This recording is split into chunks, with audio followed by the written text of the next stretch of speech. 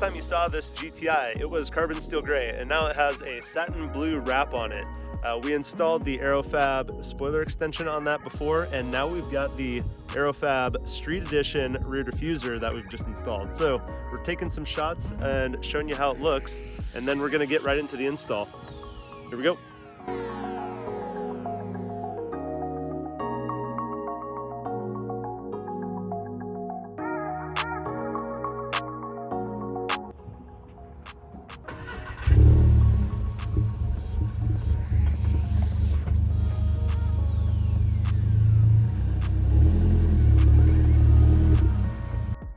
All right, so here's a quick look at all of the tools that you're gonna need and a couple others that I'll talk about. So you're gonna need a drill with a 9/64 bit and a 1/4 inch drill bit, something that you can mark some holes that you're gonna make pilot holes with.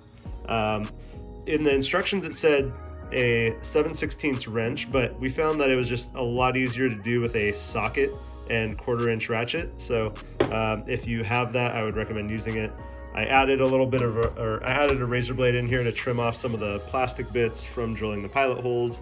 You're gonna need a standard Phillips screwdriver, a T15 Torx driver, a little bit of thread locker, and I believe this is a 5/32 Allen. So you're gonna need that. Oh, and a little towel or something to brush off a bunch of the debris that's gonna be on those brackets there. All right, we're gonna get into this box right now.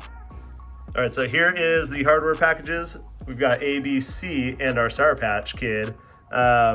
What's really cool is that they break down everything, and it's really descriptive as to what hardware goes where. So it's gonna make this install really easy.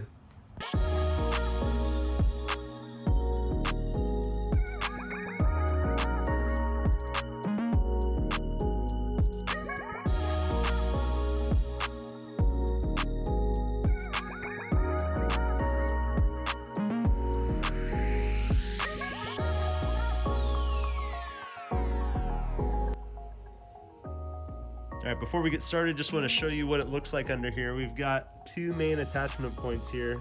This is a T15 screw. We're going to take these two off to start. And yeah, so everything is pretty clean down here.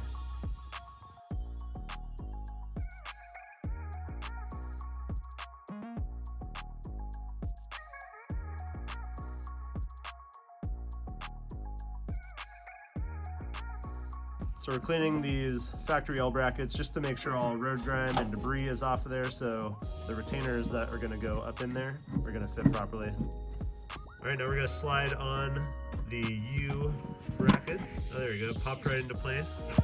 And that's gonna give us the threads to be able to screw into.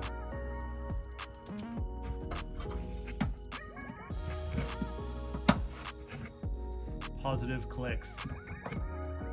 So before you end up getting the diffuser on, take a look at how the threads line up with the bracket here. On ours, it's kind of pushing a little bit too far, so the threads are getting blocked. So make sure you adjust this so that the screw is going to be able to go in there easily once you get the diffuser up.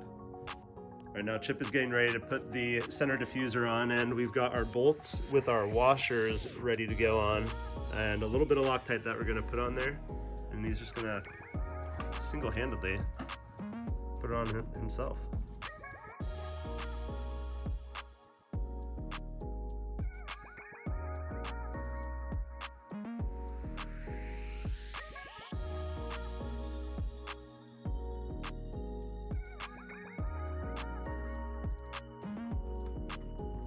All right, so we actually did a quick little test fit to make sure that everything lined up properly. And now we're gonna add a little bit of thread locker to each of these bolts and put them back in and tighten them down.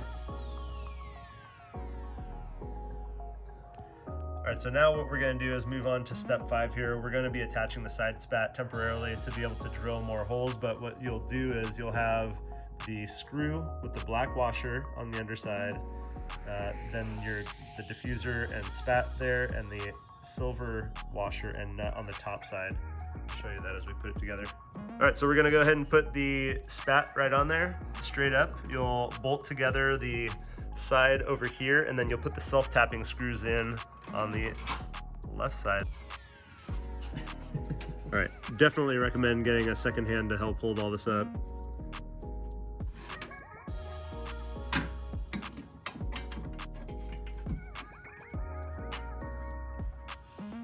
Keep in mind there's a little lip right here on the OEM valence. The nut is behind that lip, and it's very difficult to get a wrench in there. So if you have a socket, it might be a little bit easier. So we've got the hardware installed on holes B. Now what we're going to be doing is marking for hole C, which goes all the way along the outer side here. There's already a bunch of pre-drilled holes that we're going to use the pencil just to make some marks so that we can drill some pilot holes for the self-tapping screws that are going to hold up this side.